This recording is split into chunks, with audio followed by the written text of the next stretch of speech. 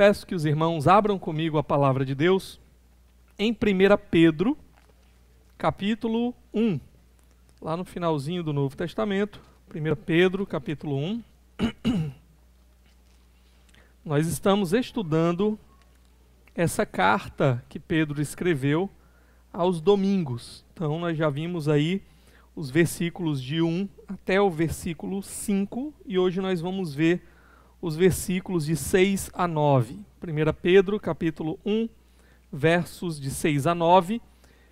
Eu peço que você deixe sua Bíblia aberta e agora nós vamos ver apenas o verso 6 e à medida que nós formos aqui fazendo a exposição da palavra, nós vamos vendo o restante dos versículos, tá? Então, 1 Pedro 1, 6 diz assim a palavra de Deus: Nisso vocês exultam, ainda que agora, por um pouco de tempo, devam ser entristecidos por todo tipo de provação. Até aqui, vamos orar. Senhor, obrigado pela Tua palavra. A minha confiança é que a Tua palavra é poderosa para operar na vida de cada um dos meus irmãos, de cada um daqueles que entraram aqui hoje.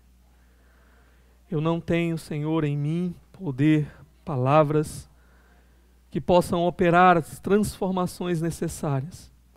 Mas o Senhor tem o poder, Teu Espírito é poderoso e pode usar a Tua palavra para fazer o que eu não posso. Eu te peço então, Senhor, que o Senhor venha e visite o Teu povo, faça o Teu povo ouvir a Tua voz hoje. Em nome de Jesus é que eu oro. Amém.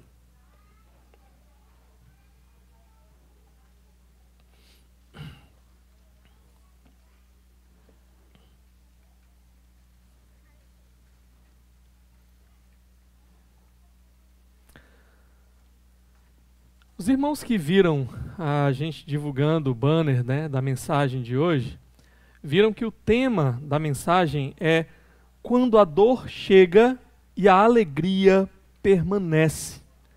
E o texto que nós lemos aqui, esse verso 6, ele fala sobre essas duas verdades dentro da mesma frase, alegria e sofrimento. Olha o que ele diz aí no verso 6. Nisso vocês exultam. Isso vocês estão muito alegres. Aí ele continua dizendo: ainda que agora, por um pouco de tempo, devam ser entristecidos por todo tipo de provação. Alegria e tristeza existindo juntos aqui. Alegria e tristeza coexistindo na nossa experiência. E aqui, eu sei que algumas pessoas acham até estranho, né? Difícil. Como assim? Ou eu estou triste, ou eu estou alegre. Porque muitas vezes nós olhamos para esses sentimentos, alegria, tristeza, apenas como expressões faciais, né? Ou eu estou sorrindo, ou eu estou chorando.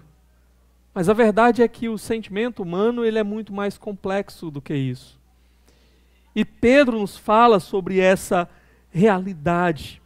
Pedro, ele não é, nós vimos isso domingo passado, ele não é um teórico encastelado dentro de algum escritório ali, pensando em conceitos e meditando sobre conceitos. Não. Pedro, ele fala a partir da revelação que ele recebeu de Deus, mas ele fala também a partir da experiência que ele teve, da sua vida, da experiência de fé que ele teve também. Então Pedro, ele não fala sobre questões meramente abstratas, ele fala sobre questões que ele experimentou, questões que ele viveu. E Pedro, Lucas, né, lá no livro de Atos, ele mostra um momento em que Pedro experimenta exatamente isso. Alegria em meio à tristeza, em meio à dor, em meio ao sofrimento. Eu queria convidar você a olhar comigo Atos capítulo 5, o versículo 40 e versículo 41.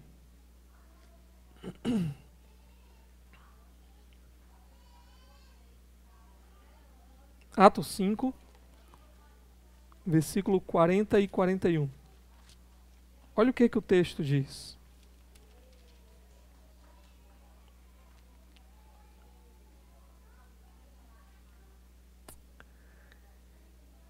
eles foram convencidos pelo discurso de Gamaliel, aqui o Sinédrio, né? Era a autoridade judaica, tá? E aí o texto continua dizendo: chamaram os apóstolos e mandaram açoitá-los. Depois ordenaram-lhes que não falassem no nome de Jesus e os deixaram sair em liberdade. Então, os apóstolos foram presos, foram açoitados, e a ordem era essa: não falem mais o nome de Jesus. Por quê? Porque senão vocês vão ser presos de novo e vocês vão morrer. Olha o que acontece no verso 41.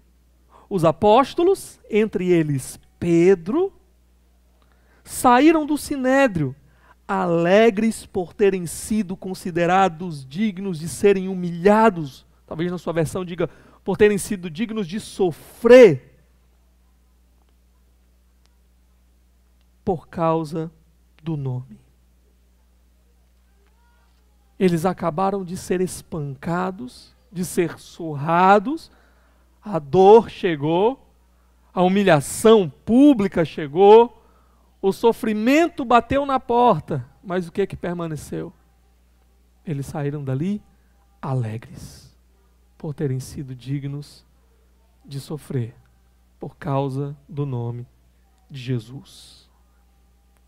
Pedro sabia o que era se alegrar no meio do sofrimento, no meio da dor, por causa de Jesus. E aqui no nosso texto, voltando lá para 1 Pedro, capítulo 1, o que nós vamos ver são 3 experiências na vida do cristão. E a primeira delas é exatamente a experiência da alegria. Dá uma olhadinha comigo ainda de novo no verso 6, ele diz: nisso vocês exultam, nisso vocês se alegram muito. Agora a pergunta é, nisso o quê? No que eles exultam? No que eles se alegram? Exatamente naquelas coisas que nós já tínhamos visto aqui no domingo passado.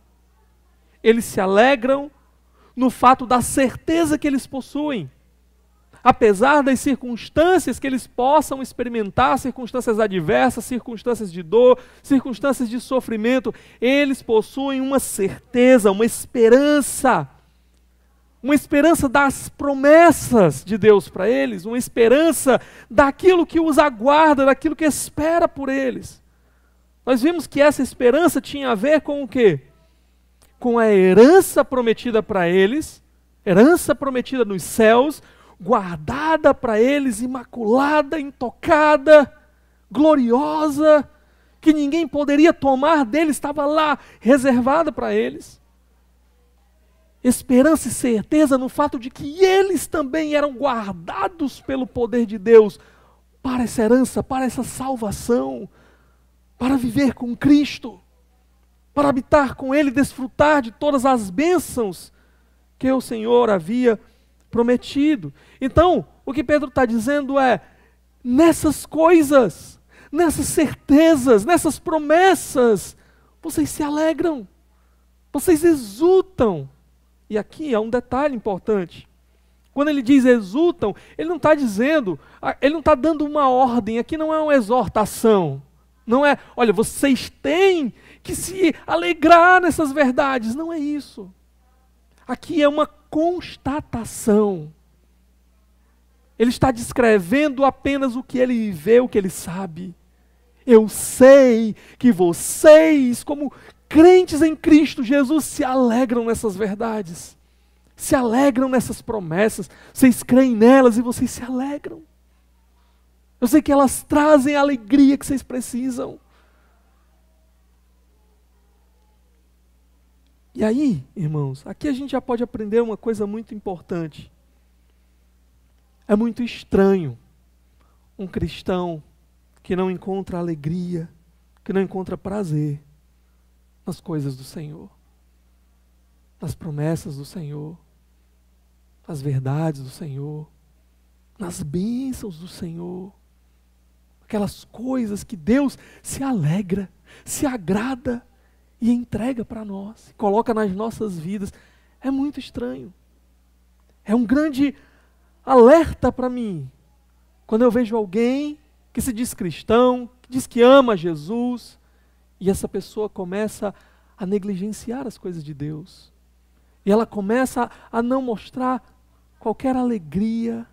Ela começa a banalizar aquilo que traz alegria ao Senhor. Ela troca por coisas banais. Isso acende um alerta para mim. Porque a experiência normal do crente, diz Pedro aqui, é de alegria no Senhor. É de alegria nas promessas. Mas eu sou crente. Quando chega no dia, por exemplo, de estar junto com o povo de Deus, para adorar o Senhor, para cantar louvores, para ouvir a voz do Senhor, eu não tenho prazer nisso. Eu troco isso por qualquer coisa. E as desculpas, né? Pastor, esse domingo não posso ir para a igreja. Por quê, meu irmão? Não, porque vai vir eu marquei com um amigo meu para vir lá em casa. Eu não podia ter marcado de manhã. Não podia ter marcado no sábado à noite. Podia ter marcado depois do culto. O culto termina 7 horas. Então, às vezes é a falta do prazer, a falta da alegria. E às vezes eu estou me movendo por mero senso de dever. Eu sei que eu sou crente, então eu sei que eu tenho que estar lá no domingo, eu sei que... Mas o que eu puder evitar, o que eu puder trocar... Então eu sei que os irmãos, o povo de Deus vai estar lá reunido na semana. Eu posso estar lá, eu posso estar junto com eles, eu posso ter aquele tempo de comunhão. Às vezes numa conversa, eu percebo ali o amor de Deus se manifestando a mim, o cuidado de Deus, Deus trazendo uma exortação, uma palavra para mim, mas não tenho prazer. Eu troco isso. Eu troco pelo futebol, eu troco pela televisão, eu troco pela série. Eu posso estar lá com o povo de Deus, mas não tenho prazer. Então eu vou fazer outra coisa. Eu vou fazer aquilo que me dá realmente prazer. Isso me alerta. Eu não estou dizendo que um crente genuíno não pode passar por momentos assim. Mas se ele passa por momentos assim, eu entendo que são momentos de frieza espiritual. Momentos em que a graça, ela está assim, baixinha na sua vida. A experiência é, nisso vocês resultam. Vocês se alegram. Agora, essa alegria, ela não impede de muitas vezes encararmos tristeza, de muitas vezes encararmos problemas, de muitas vezes encararmos a dor e o sofrimento. E a segunda experiência sobre a qual Pedro vai falar aqui para nós é exatamente a experiência da tristeza, a experiência do sofrimento, que é presente muitas vezes na vida do cristão. O Senhor nos alertou: no mundo tereis aflições e dores. Olha aí o que ele diz no verso 6. Nisso vocês exultam, ainda que agora, por um pouco de tempo, devam ser entristecidos por todo tipo de provação. Embora vocês exultem nessas verdades, ainda assim, agora vocês podem experimentar um tempo de sofrimento também, de dor também, de tristeza também. Aqui alguns detalhes interessantes nesse texto para nós. Primeiro, tem uma palavrinha que não aparece nas nossas traduções, é difícil de traduzir esse texto, né, para a nossa língua, que é a palavrinha se.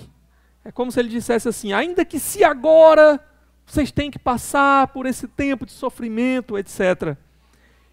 E essa palavrinha, ela leva alguns intérpretes a ter alguma dificuldade de entender se esses crentes aqui para quem Pedro está escrevendo, eles já estavam experimentando sofrimento, ou se esse si seria algo mais hipotético, no sentido de que Pedro estaria preparando eles para um possível sofrimento que chegaria na vida deles.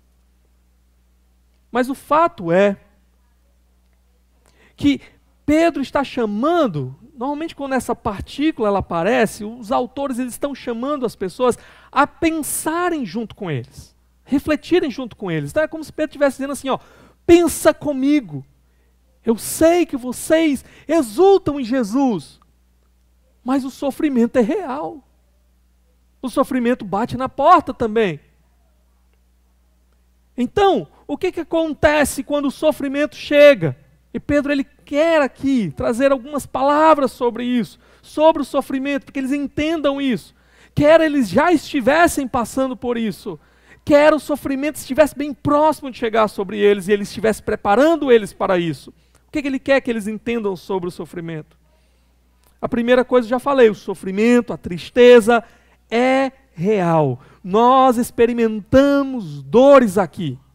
Nós gememos aqui nesse mundo. É por isso que ele diz, agora, entristecidos agora, ainda que vocês experimentem agora, dores e sofrimentos. Sofrimento, ele é real. Pedro não está descartando o sofrimento da experiência humana. Existem alguns movimentos que tentam tratar isso, principalmente algumas ideias mais orientais. A ideia de que o sofrimento seria uma ilusão, que você poderia vencer isso, a doença, a dor, apenas por meio do seu pensamento positivo, ou coisas desse tipo. Teve até um movimento herético que surgiu há algum tempo atrás, chamado de ciência cristã, que tentava misturar essas duas coisas, né? E a profetisa desse movimento, ela dizia exatamente isso, olha, sofrimento e doenças são uma ilusão. Então basta que você mude sua mentalidade que você vai mudar o quadro do sofrimento, da doença, da dor na sua vida. Não, se você acender o fogo e botar as mãos dentro, você vai se queimar. A dor é real. O cristianismo, ele é muito realista. O sofrimento é real, a dor é real. Nós podemos experimentar essas coisas agora. Agora, uma outra coisa que ele nos ensina ainda aí no verso 6, ainda que agora por um pouco de tempo, vocês possam ser afligidos com muitos sofrimentos. Qual é a ideia aqui? Nós sabemos que sofrimentos e dores podem durar uma vida inteira. Pessoas que vão experimentar a dor, a doença, a enfermidade, o sofrimento, por uma vida inteira. Então, como é que ele diz aqui, por um pouco de tempo? Porque Pedro, ele está comparando essa realidade aqui com a realidade do porvir. Ele já falou antes, nos últimos dias, na manifestação de Jesus, ele vai falar mais sobre isso aqui, ele vai falar sobre glória, sobre eternidade. Então, se nós compararmos a vida aqui com o que está por vir, é um pouco de tempo. Quando a gente vai lá para os Salmos, por exemplo, se eu não me engano, Salmo 90, Salmo de Moisés, quando ele vai falar que a nossa vida é como um sopro. O que é 100 anos? A maioria de nós provavelmente não vai viver 100 anos. A avó da minha esposa completou 101 anos esse ano. Mas é uma exceção. A maioria de nós não chega nessa casa. Mas os que chegam, 100 anos não é nada diante da eternidade. 100 anos não é nada diante da história humana. O que dirá diante da eternidade? É uma gota, um pingo no meio do oceano. Então por isso que ele está dizendo, aqui é pouco tempo. Por mais que você sofra a vida inteira aqui, é pouco tempo comparado com a eternidade que não se acaba, que está diante de nós. E com isso, Pedro quer dizer também que o sofrimento não tem a palavra final sobre as nossas vidas, porque o sofrimento, uma hora, vai acabar. E é porque nós sabemos disso, que o sofrimento, ele tem prazo de validade na vida do crente. Ele vai acabar. que o sofrimento não pode roubar a nossa alegria. O sofrimento não pode destruir a nossa alegria. Porque nós sabemos, eu posso sofrer aqui, eu posso enfrentar dores aqui, mas eu posso permanecer alegre porque eu sei, há um dia em que isso acabará. Há um dia em que Jesus virá enxugar todas as minhas lágrimas. Há um dia em que Ele dirá, basta, basta.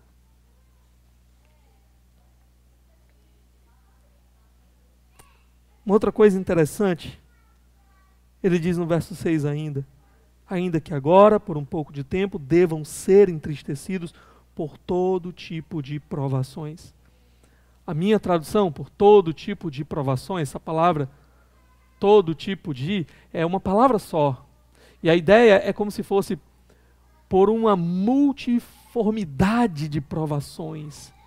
A ideia é que os sofrimentos, as provações, eles possuem muitas maneiras de se manifestar. Nós não sofremos apenas por uma coisa. Nós podemos ser entristecidos por diversas coisas, afligidos por diversas coisas. Doenças, dores. Podemos ser afligidos na nossa psique, digamos assim. Quantos irmãos, irmãs sofrem muitas vezes, né?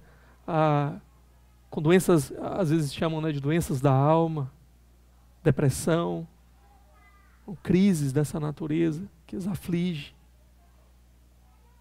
Preocupações com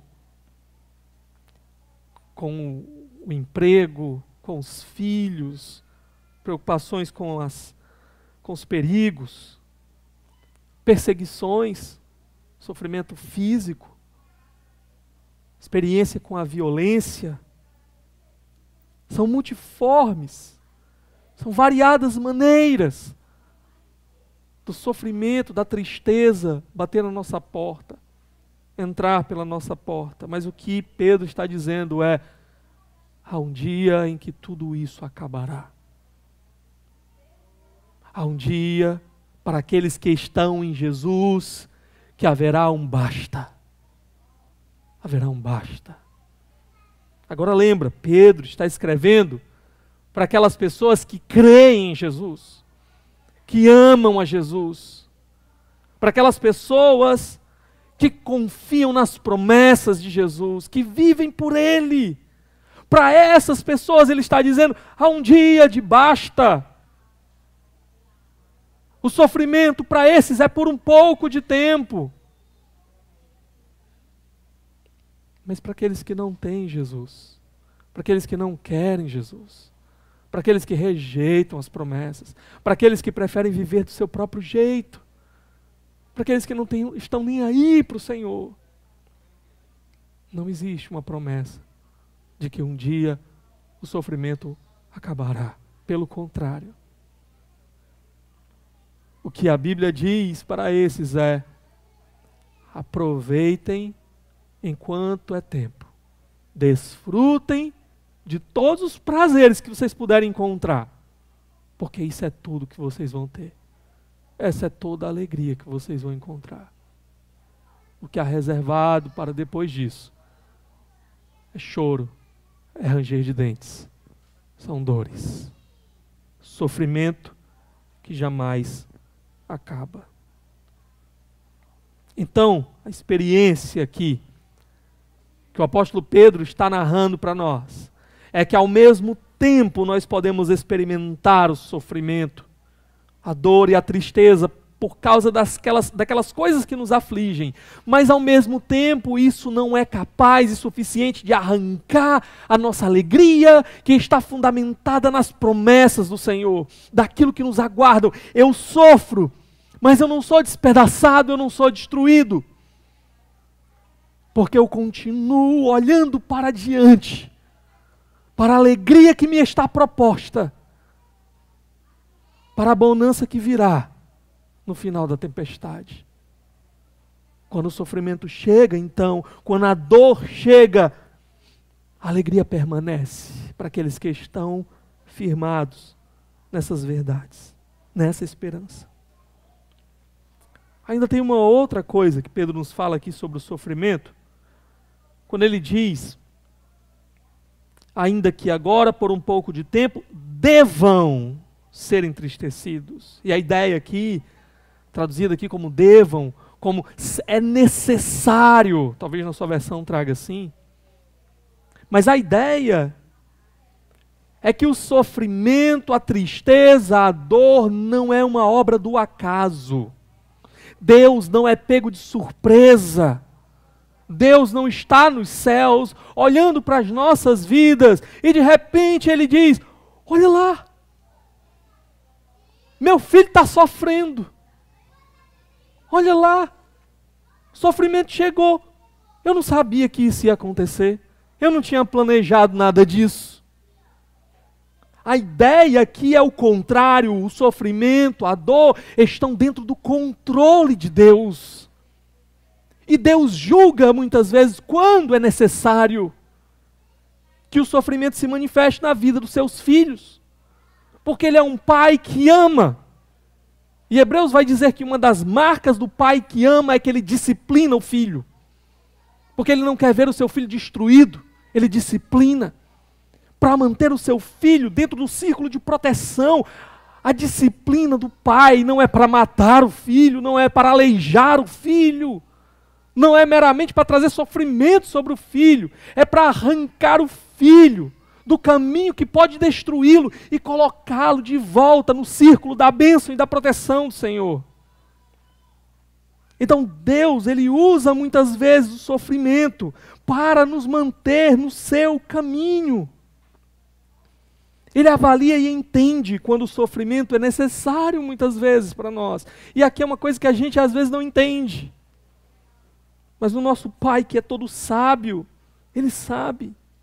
Nós nem percebemos quantas vezes na nossa vida o que nos manteve no caminho certo, o que nos levou para perto do Senhor, foi exatamente a dor e o sofrimento que chegou. Nós nem percebemos. Que muitas vezes foi uma decepção, muitas vezes foi o desemprego, a doença, a perda, que me levou a clamar, que me levou a buscar, que me levou para estar no exato lugar onde eu deveria estar. E ser abençoado e permanecer ali aos pés do Senhor. E não fossem estas coisas, eu teria me afastado, eu teria seguido as corrupções do meu coração. A mão bondosa do Senhor estava ali usando o mesmo sofrimento para garantir a chegada certa no lugar certo, onde não haverá mais dor, onde não haverá mais sofrimento. William Cowper, um famoso compositor de hinos cristãos, poeta cristão, ele dizia, por trás de uma face carrancuda, há sempre ali um sorriso escondido de Deus. Muitas vezes nós enxergamos apenas a face carrancuda da dor e do sofrimento e perdemos de vista que por trás daquilo está o sorriso alegre do Pai conduzindo-nos até a direção da glória. Ele não nos prometeu uma jornada fácil e livre de obstáculos, mas pelo contrário, Ele nos prometeu fazer com que todas as coisas cooperassem para o nosso bem, para a nossa chegada certa no final. E aí Pedro, ele entra agora num momento em que ele vai nos dar um porquê, uma razão do sofrimento nas nossas vidas, da tristeza, da dor na vida dos cristãos. E ele vai falar da relação entre sofrimento e fé. Ele vai então para a terceira experiência na vida do cristão, que é a experiência da fé. Então nós falamos da experiência da alegria, e falamos que essa experiência não anula a experiência do sofrimento e da tristeza. E agora nós chegamos num ponto em que a experiência do sofrimento e da tristeza interage com a experiência da fé. E olha o que ele vai dizer para nós no verso 7. Ele diz, assim acontece. Para quê? Está falando do propósito. Fique comprovado que a fé que vocês têm, muito mais valiosa do que o ouro que perece, mesmo que refinado pelo ouro, é genuína e resultará em louvor, glória e honra quando Jesus Cristo for revelado. Então ele começa falando do propósito. Isso acontece para quê? Esse é o propósito de vocês por um pouco de tempo serem afligidos, suportarem sofrimento, tristeza. Para quê? E ele fala, para que a vossa fé, muito mais valiosa do que o ouro, etc. E o que ele diz no final?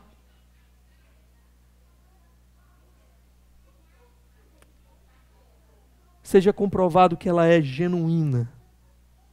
Genuína. Vamos por partes aqui. Eu entendo que a ideia aqui, a tradução trouxe a ideia de comprovado, mas a ideia aqui não me parece um teste para saber se a sua fé é verdadeira ou é falsa. Então a ideia não é, o sofrimento, ele chega na vida do cristão por um tempo para comprovar se aquela fé ela é verdadeira ou é falsa. Eu entendo que não é isso. Eu entendo sim que muitas vezes o sofrimento chega na vida de alguém e aquele sofrimento revela realmente que aquela pessoa ela tinha uma fé verdadeira ou ela tinha uma fé falsa. Isso acontece. Quantas pessoas no momento da dor e do sofrimento pulam fora do barco? E mostram que a sua fé não era genuína. Mas aqui a ideia, me parece ser a ideia de purificação. A ideia é que o sofrimento ele chega para trabalhar a sua fé. E mostrar essa fé pura no final. Essa fé genuína no final. Deixa eu explicar melhor isso daqui. Alguns crentes, no momento do sofrimento, eles quase fazem como o salmista lá no Salmo 73, né? Salmo de Asaf. Quase me resvalaram os pés. Eu quase caí definitivamente. Eu quase me perdi. Pedro é um desses. A gente falou isso domingo passado, né? Pedro é aquele que negou. Pedro é aquele que não acreditava no anúncio da ressurreição. Pedro é aquele que estava numa crise profunda, quase destruído. Mas, ele fala aqui desse processo do sofrimento sobre a nossa fé, sendo semelhante ao processo do fogo na purificação do ouro. Como é que acontece? O ouro ele é um elemento que o ponto de fusão dele é muito alto. A ideia é, você tem que botar ele no fogo e tem que aquecer muito para que ele comece a derreter. Só que as impurezas presentes no ouro, elas têm um ponto de fusão mais baixo, ou seja, quando o ouro ainda não está derretendo, essas coisas já estão queimando. Essas coisas já estão ali desgrudando do ouro, estão se desfazendo. Então, por isso o processo de purificação do ouro por meio do fogo. Porque você aquece o fogo muito alto, tudo queima, evapora, e no final só sobra o quê? O ouro. Aí ele começa a derreter. Aí fica o ouro puro. O ouro sem mais aquelas impurezas, sem mais aqueles elementos que o faziam impuro. Então, o processo de purificação do ouro não é um processo de vamos ver se esse ouro é verdadeiro ou falso. Mas é um processo de vamos purificar esse ouro, deixar ele completamente precioso. Um ouro puro, perfeito, genuíno no final. Então a fé, ele diz, ela é mais valiosa do que o ouro. Por quê? Porque ele diz que embora seja um metal nobre, um símbolo de preciosidade, ele perece. Pedro sabe. Tudo nessa vida perece. Tudo nessa vida passa. Tudo nessa vida se desgasta, acaba. Tudo vai ser renovado. pelo Senhor. Portanto, tudo vai perecer. Mas a fé é mais preciosa, porque enquanto tudo perece, ela permanece. Ela permanece, ela passa nesse teste, nessa prova, nessa experiência. Então, as provações, elas vêm, o sofrimento, ele vem, a tristeza chega para ir purificando a nossa fé, nos livrando daquilo que a gente precisa ser livrado, a fim de que no final só sobre a fé, agarrada no que tem que se agarrar. O sofrimento chega e ele vai mostrando para nós que nós somos frágeis. Eu que me achava tão forte, eu que me achava tão seguro, tão decidido, de repente, estou prostrado. Estou ali com dores, estou ali sem poder fazer algumas coisas. Esses dias estamos trabalhando lá, né? E aí eu, que sou tão jovem, aí estava com uma dor no ombro que não conseguia fazer esse movimento aqui, nem esse movimento aqui. Isso mostra o quê? Você é frágil. Você é fraco. Você não dá conta. Na hora que eu quiser acabar com você. O sofrimento vem nos mostrar que nós não podemos resolver tudo. Ele vem e fecha as portas. Prá! E você fica. E agora? Para onde eu vou? O que eu faço? Onde é que eu bato? Eu já fiz tudo e nada deu certo. O sofrimento, ele vem nos dizer, você não é autossuficiente, você não se basta. O sofrimento, ele nos ensina que a vida tem um fim. Quantos de nós queremos viver nos esquecendo dessa realidade? Essa é a maior de todas as certezas que nós temos. A vida tem um fim. Todos morrem. E nós vivemos jogando isso para longe. E quando nós nos encaramos diante da morte de familiares, entes queridos, aquilo é um choque para nós. Não pode. Não pode. Como não pode? Essa é a experiência humana mais certa de todas. Nós vamos morrer. A vida é breve. A vida é um sopro. Há um dia, há um final, há um ponto final. Para essa vida aqui, que nós experimentamos aqui. E o sofrimento vem deixar isso muito claro para nós. Que eu tenho que viver por algo além. Eu tenho que correr por algo além. Porque isso aqui acaba. O sofrimento vem dizer para nós que esse mundo está quebrado. Há muitas coisas boas que podem ser desfrutadas nesse mundo, mas ele está quebrado. Ele está passando. Ele está se desfazendo. E o sofrimento, assim como ele vem tirar as impurezas do ouro, né? O fogo vem tirar as impurezas do ouro, o sofrimento ele vem nos desapegar, nos arrancar um pouco dessa vida aqui. Quando tudo vai bem, quando tudo está às mil maravilhas, está correndo como eu queria. Ah, como eu sou tentado a me esquecer do Senhor. Ah, como eu sou tentado a olhar e dizer, Senhor, não vem agora não, espera mais um pouquinho, está tudo tão legal. E o sofrimento, ele vem e nos mostra que nós não fomos feitos para cá. O sofrimento vem e nos mostra aqui não é o fim da linha.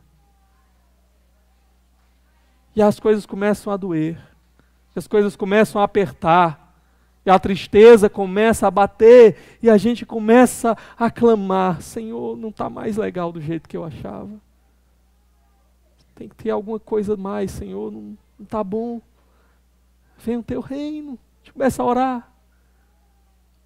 Maranata, vem, Senhor, porque aqui não está bom.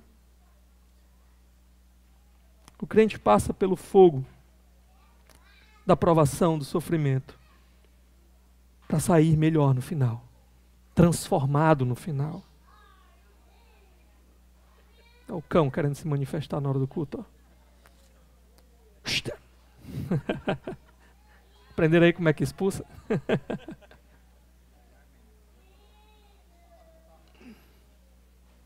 Mas o sofrimento, ele vem, e Pedro está nos ensinando isso, para que no final das contas, nós saiamos lá do outro lado, com a nossa fé no lugar certo.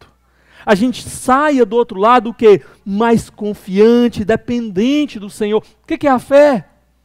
Senão essa confiança no Senhor, essa dependência do Senhor, para que a gente saia no final, agarrados a Ele, desejosos por Ele. Senhor, vem, vem, Senhor, porque o que eu quero é o Senhor, o que eu quero é a Tua vontade, o que eu quero é estar contigo.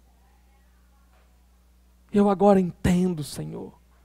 Eu passei por tudo e eu vi que o Senhor estava lá. Eu vi que a Tua mão me sustentou e me segurou. Eu entendi que eu posso confiar. Eu entendi que eu posso depender. Eu tenho conversado às vezes com alguns pastores amigos. E eu tenho conversado às vezes com alguns seminaristas, alguns alunos, alguns irmãos, até aqui da igreja, seminaristas aqui da igreja. E uma coisa que eu tenho observado na vida de pastores amigos, e uma coisa que muitas vezes eu tento preparar aqueles que desejam ir para o ministério, é o seguinte: o que eu tenho visto é que no início da caminhada, muitas vezes Deus parece que vem e tira tudo. Ele tira tudo das nossas mãos.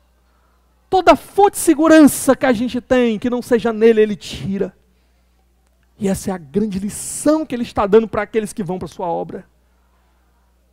É a grande preparação que Ele está fazendo, é dizendo: se você vai para lá, você tem que aprender agora a depender só de mim, a confiar só em mim, não no seu braço, não no que você tem na conta, não na sua capacidade de articulação, mas em mim, em mim.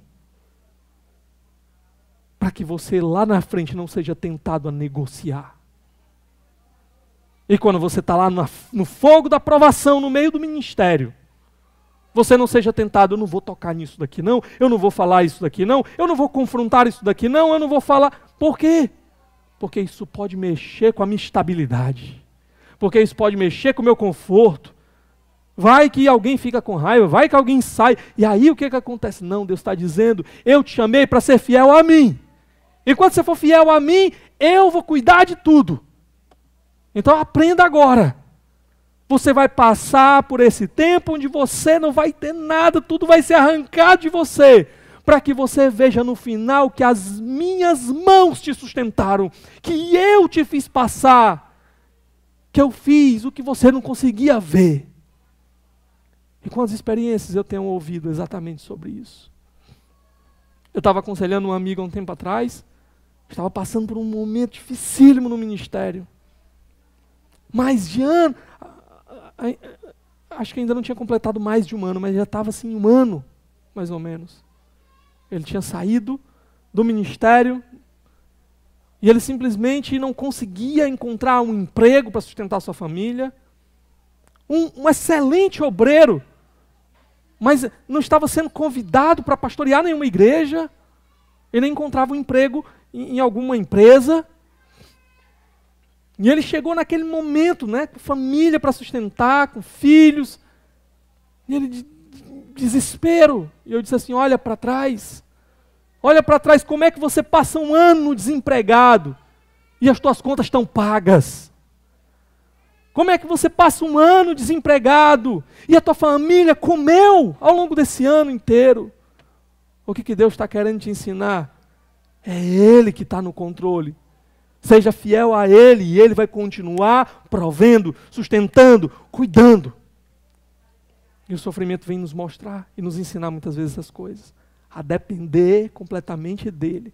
A olhar não pelo que a gente está vendo, a olhar pelo que a gente crê. Ele é o Pai que cuida dos seus filhos. Eu sei disso. Ele é o mal interessado na sua obra. Eu sei disso, então eu vou dar os passos com base no que eu sei de Deus, no que eu creio sobre Deus, no que eu confio de Deus. E não no que eu estou vendo, não no que eu acho, não no que me parece melhor. Agora, quando ele fala aqui, né, que depois, no final desse processo de purificação da nossa fé, o resultado, finalzinho do verso 7, é o quê? Resultará em louvor, glória e honra, quando Jesus Cristo for revelado. Louvor, glória e honra. E aqui a gente não sabe muito bem qual é o objeto aqui. Se é Deus, no final a gente vai louvar a Deus, a gente vai honrar o Senhor, a gente vai glorificar o nome do Senhor. Isso vai acontecer sim. Mas também pode ser o objeto aqui, o crente. No final, a sua fé saiu ali intacta, genuína, purificada. E Deus então vai se alegrar com você. E Deus então vai honrar você. Ele diz, ele vai colocar uns à sua direita, outros à sua esquerda. E você vai experimentar esse estado de glória. Então nós não sabemos exatamente, mas nós sabemos que as duas coisas são verdadeiras. E quando é que isso vai acontecer? Ele diz, na revelação de Jesus. A revelação de Jesus está relacionada com a sua vinda, mas alguns entendem aqui também que ela dá um passo a mais e está relacionado com o julgamento final. Aquele momento em que o véu será tirado. E a ideia de revelar é exatamente isso, né? A ideia de Apocalipse, de tirar o véu. As coisas encobertas agora serem vistas, serem tratadas. E nós sabemos que no final, nós seremos salvos somente pela fé. Essa fé genuína no final, que vai nos conduzir à salvação. O próprio verso 9 ele vai falar sobre isso. Pois vocês estão alcançando o alvo da sua fé. O objetivo da sua fé, que é o quê? A salvação das suas almas. Mas há um outro elemento interessante, é que as obras, elas também serão levadas em conta no juízo final, não como a base para a nossa salvação. A base é a fé. Deus não vai olhar para você assim, olha como você foi bonzinho, né? Você fez isso, você fez aquilo outro, você fez aquilo outro. Ah, então agora eu vou te dar em troca das tuas obras a tua salvação. Não. No final, as nossas obras, elas serão uma evidência de uma fé que nos salvou. As obras, no final, elas serão uma correspondência. Ele vai olhar e vai dizer, estas obras são as obras de alguém que realmente teve uma fé genuína. Você creu de verdade. E como é que eu sei que você creu de verdade? Pela vida que você levou. Pelas obras. Você é salvo porque você creu de verdade. E eu sei que você é salvo pela vida que você levou. Que mostra que essa fé, ela era verdadeira, era genuína. É por isso que Tiago vai dizer, né? A fé sem obras, ela é morta. Por quê? Ele diz, porque até os demônios creem e tremem. Porque a fé verdadeira, ela produz alguma coisa. Ele diz, a fé dos demônios faz menos eles tremerem. A fé que não tem obras é pior. Nem tremer você não treme. É morta. A fé genuína que nos salva nesse grande dia, essa fé que foi purificada e provada, é a fé que perseverou, que passou pelas adversidades e permaneceu ao lado do Senhor, e permaneceu como um testemunho do Senhor, e permaneceu fazendo aquilo que agradava ao Senhor. Então, agora tem um ponto muito bonito da carta.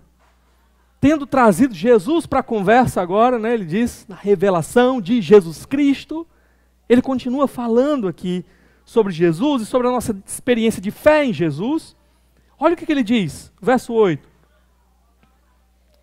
Mesmo não o tendo visto, vocês o amam, e apesar de não o verem agora, creem nele, e exultam com alegria indizível e gloriosa. A experiência desses irmãos aqui, embora 2000 anos de distância de nós, é a nossa experiência. Essas igrejas na Ásia Menor, plantadas aqui pelos apóstolos, esses irmãos não tinham andado com Jesus. Eles não tinham vivido lá em Jerusalém, conhecido Jesus pessoalmente. Assim como nós, não vivemos lá, não conhecemos Jesus pessoalmente. Mas a experiência deles era qual?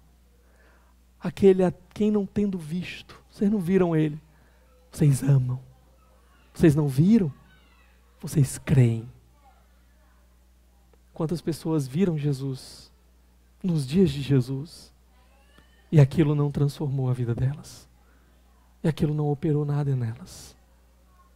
Pessoas que o viram e o mataram. Mas nós fomos objetos do seu amor. Nós não vimos. E ainda assim nós o amamos. Sempre que eu sou visitado assim, por uma experiência mais pessoal com o Senhor, a palavra que vem aos lábios é: Senhor, eu te amo. Jesus, eu te amo. Apesar de mim, eu ainda te amo. Eu continuo te amando. Essa é a experiência da fé.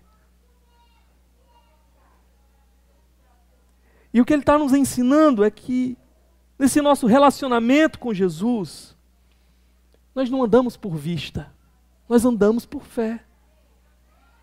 Não o vimos, mas o amamos. Não vimos, mas cremos, confiamos, dependemos.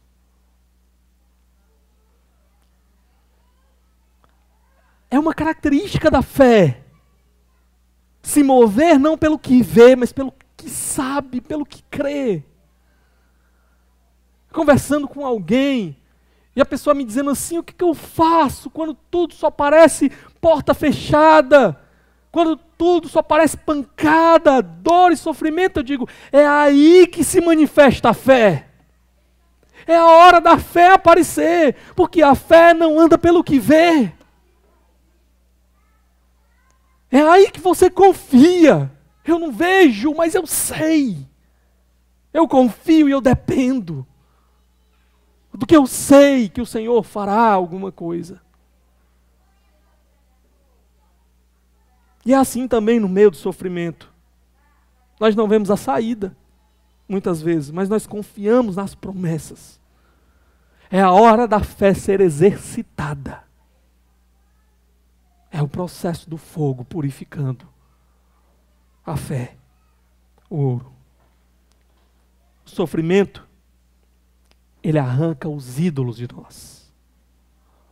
Os ídolos são aquelas coisas em que nós colocamos a nossa confiança no lugar de colocar a nossa confiança em Deus.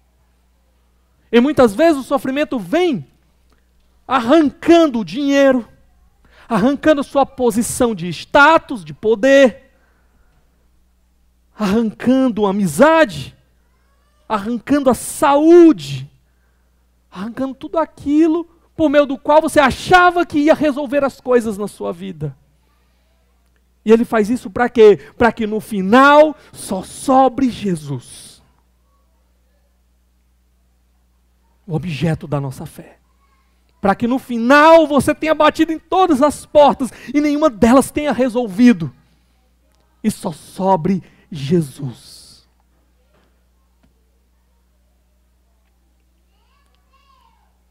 Isso nos leva para onde? Verso 9 que nós já lemos.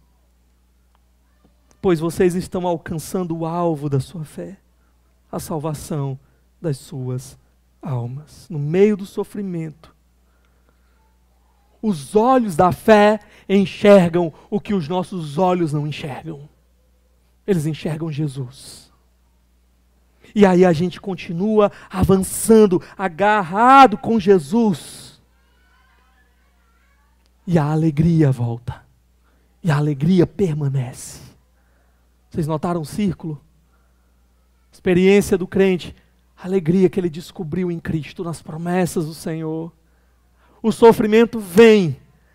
E o sofrimento vai fazer com que a fé dele seja testada, seja exercitada, para sair lá no final. E quando ela sai lá no final, agarrada só a Jesus, o que ele encontra? Alegria. A alegria do verso 8. Vocês o amam, e apesar de não verem agora, creem nele e exultam com uma alegria indizível e gloriosa, porque vocês estão alcançando o alvo da sua fé, a salvação das suas almas. Uma alegria que não dá para botar em palavras. É indizível, inexplicável. Você só experimenta. Você não teoriza, você não consegue. Uma alegria que está impregnada de glória, que é uma amostra grátis, traz o cheiro da glória, daquilo que o Senhor tem para nós, e conduz a nossa fé para mais perto de Jesus, da nossa salvação. O que a gente aprende com tudo isso daqui? Primeiro, eu já falei, a dor é real. O sofrimento é real. A tristeza é real. Mas para onde é que você está olhando na hora da dor, na hora do sofrimento, na hora da tristeza? Onde? Para onde os teus olhos estão apontando?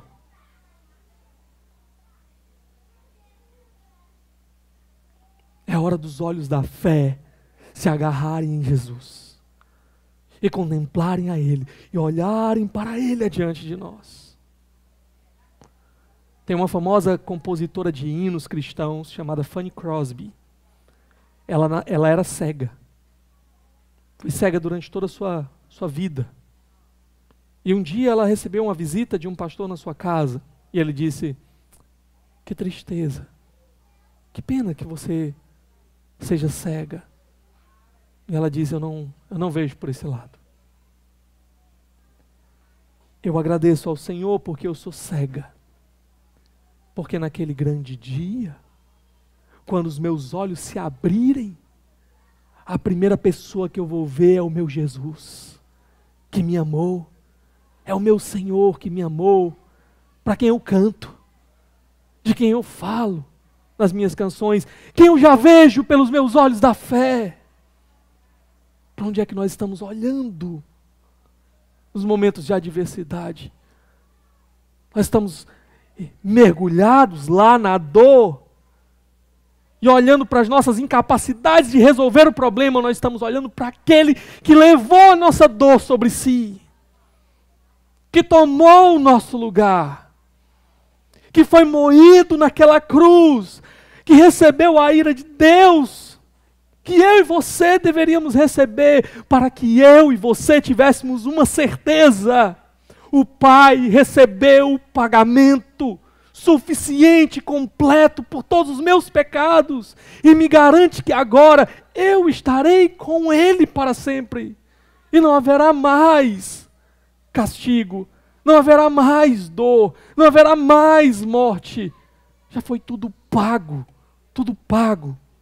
para mim naquela cruz. Eu estou olhando para aquilo que é temporário e que vai passar e que eu não vou conseguir agarrar nas minhas mãos. Ou eu estou olhando para aquilo que é eterno, guardado e garantido para mim.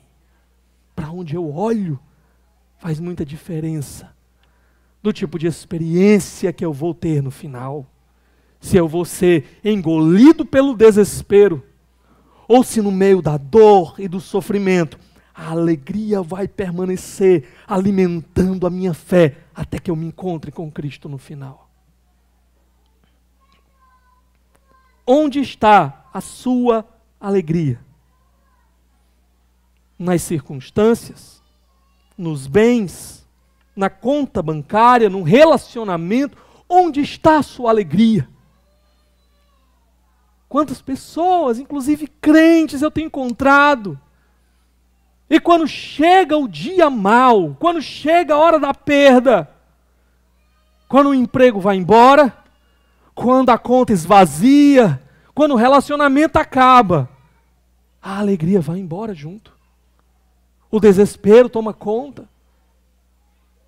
Eu encontro pessoas que estão desesperadas e não veem mais razão. porque a sua vida e a sua alegria dependia daquilo. Aquilo se tornou um ídolo que tomou o lugar de Deus na sua vida. E ela perdeu seu ídolo. E a fé foi embora. A alegria foi junto. Se a tua alegria está em alguma coisa dessa terra, sem isso eu não consigo viver. Sem isso eu não tenho mais razão. A tua alegria está nisso, pois deixa eu te dizer uma coisa. Você está perdido, porque isso vai ser arrancado de você. Mais cedo ou mais tarde vai ser arrancado de você. Você está fadado ao sofrimento e à tristeza e à dor completa, porque isso vai ser tirado. Nada nessa terra vai ficar até o final. Perece. Foi o que Pedro disse aqui. E mais uma vez eu não estou dizendo que não há coisas legais, boas, prazerosas, alegres nessa vida. Eu só estou dizendo que essas coisas não podem ser a razão da nossa vida, porque elas vão passar. A única coisa que não vai passar é Cristo. É Ele que está vindo. Ele está vindo para ficar até o final. A nossa alegria tem que estar nele. Tem que estar naquilo que traz prazer a Ele. Tem que estar nas coisas que Ele se alegra. Onde está a tua alegria? Tua alegria está nas coisas de Cristo? Está em Cristo, nas coisas de Cristo? Pois essas coisas elas vão permanecer para sempre. Essa comunhão aqui com o povo de Deus vai durar para sempre. Permanece com a tua alegria em Jesus. Ou então, se prepare para perder a sua alegria. Porque tudo mais, tudo que não é de Cristo, e que traz a alegria e prazer de Cristo, e que tem valor eterno, vai passar. Vai passar. Vamos orar nesse momento? Senhor, muito obrigado pela Tua palavra. Eu te peço, nos dá essa visão espiritual correta. Mantenha os nossos olhos fixos em Jesus, para que não importa em que circunstância nós nos encontremos aqui nessa vida, a nossa alegria permaneça, a nossa fé permaneça, e nós estejamos lá, naquele grande dia em que tudo será descortinado diante dos nossos olhos. Alegres, porque ouviremos as palavras dos seus lábios dizer para nós: entra naquilo que eu preparei para ti. Abençoe o teu povo aqui, Senhor, a ter essa fé e essa alegria. No nome de Jesus é que eu oro. Amém. Amém.